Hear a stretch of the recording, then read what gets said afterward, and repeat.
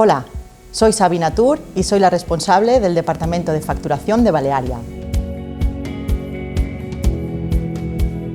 Yo empecé a trabajar en Balearia en 1998. Soy responsable del Departamento de Facturación, tanto de agencias como los clientes que embarcan por carga.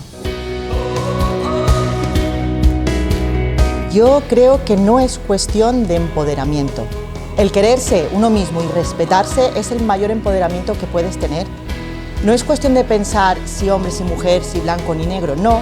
Es cuestión de que todos tenemos que tener las mismas oportunidades. Ahí está el quid de la cuestión y ahí es donde hay que poner el foco. La vida te va a poner adversidades, te las va a poner delante. Entonces tienes que estar preparado para cuando llegue ese momento y aprender de esas adversidades, porque eso son lecciones de vida.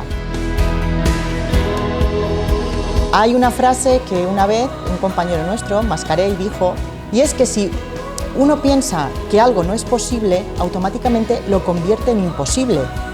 Si tú ya ves que una cosa va a ser imposible, eso no puedes hacerlo, ya estás poniendo un límite.